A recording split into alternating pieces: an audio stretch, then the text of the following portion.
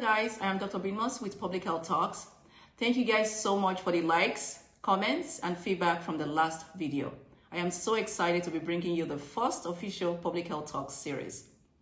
I hope you guys are staying safe, practicing self-care, social distancing during this challenging period. Now, let's talk about mental health and COVID-19.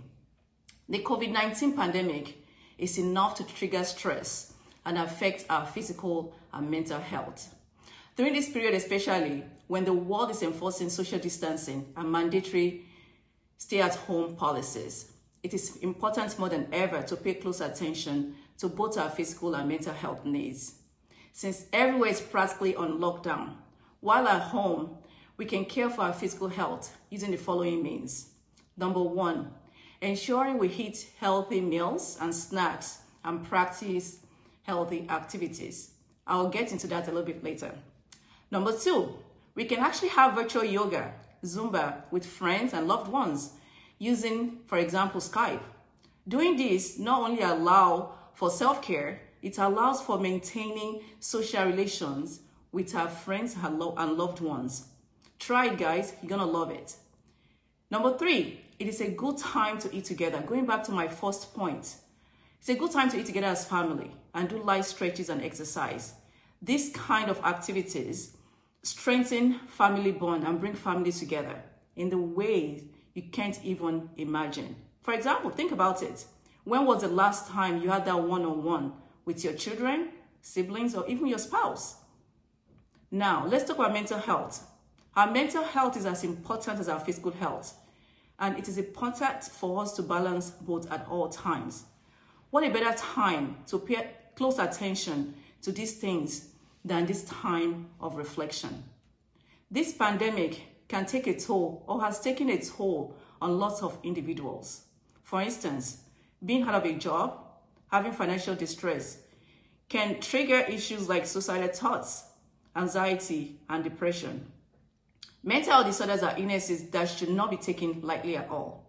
We should know the signs and symptoms and keep tabs on ourselves, friends, and loved ones during this challenging time.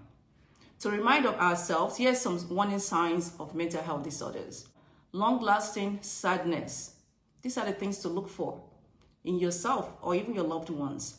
Extremely high or low moods. Social withdrawal. Excessive fear, worry, or anxiety. Dramatic changes in eating or sleeping habits. Now, keep in mind, during this period, it's very stressful. Many people may or will experience some of these symptoms.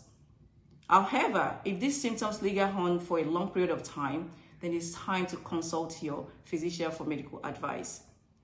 I'm going to go through some tips to practice good mental health, always and especially during this time. Number one, treat yourself with kindness. Value yourself. You are important. You need to tell yourself that, remind yourself that you are important. Number two, take care of your body. And this includes eating healthy, avoid substance abuse, and drinking lots of water, exercise on a regular basis, and getting enough sleep. Number three, surround yourself with positivity. I mean with good people, and avoid isolation. Reach out to people.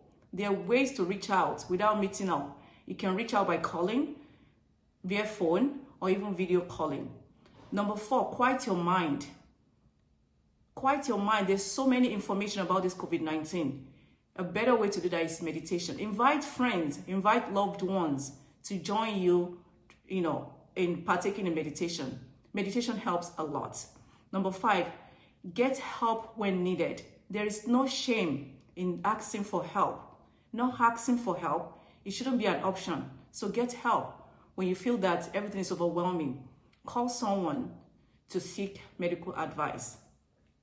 Remember, social distancing is not the same as cutting yourself from the whole world.